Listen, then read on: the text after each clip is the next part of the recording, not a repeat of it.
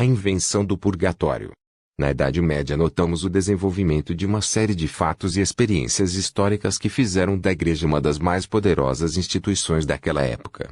A difusão dos preceitos cristãos pela Europa e em outras partes do mundo fez com que os dirigentes desta denominação religiosa interferissem profundamente nos hábitos, concepções e modos de agir de um grande número de pessoas daquela época.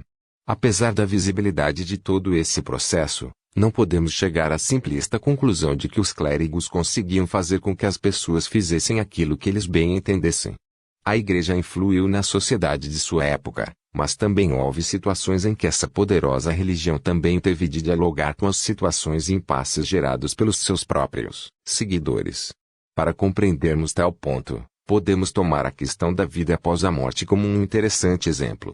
Até o século XII, o cristão estava destinado às glórias e o conforto dos seus ou ao tormento eterno mantido nas profundezas do inferno. A proposição de destinos tão diferentes fez com que vários fiéis buscassem uma vida predominantemente voltada para a garantia de salvação. Mas, como bem sabemos, desde aquele tempo, os pecados atingiam a muitos cristãos e, por isso, pairava uma enorme dúvida sobre qual seria o destino de alguém que não for nem completamente bom ou ruim. Nesse período, é interessante frisarmos que a ordenação social legitimada pela Igreja passava a escapar do seu controle. O mundo medieval antes dividido entre clero, nobreza e servos passava a ganhar a entrada de pessoas que não se ajustavam completamente a esse modelo harmônico dos clérigos medievais. Passando a viver no efervescente ambiente urbano, muitos fiéis e clérigos não tinham meios seguros para dizer se alguém levou ou não uma vida louvável aos olhos de Deus. De fato, essa discussão era bastante antiga e já tinha presença nos escritos de Santo Agostinho, no século IV. Segundo esse teólogo medieval, o indivíduo que teve uma vida mais inclinada ao pecado seria destinado ao inferno, mas poderia sair dessa condição através das orações feitas pelos vivos em sua memória. Já aqueles que não foram inteiramente bons passariam por um estágio de purificação que poderia trazê-lo para os céus.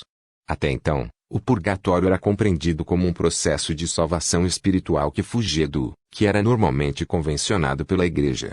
Segundo a pesquisa de alguns historiadores, a ideia de que o purgatório fosse um lugar à parte somente tomou forma entre os séculos XII e XIII. Contudo, engana-se quem acredita que esse terceiro destino no post-mortem seja uma proposta originalmente concebida pela cristandade ocidental. Os próprios judeus acreditavam que aqueles que não eram nem bons ou maus seriam levados a um lugar onde a pessoa sofreria castigos temporários até que estivessem aptos para viverem no Éden. Entre os indianos, os intermediários poderiam viver uma série de reencarnações que os levariam até os céus ou ao inferno. Sem dúvida, podemos ver como a própria condição do homem e sua experiência histórica influíram na visão de mundo de várias crenças.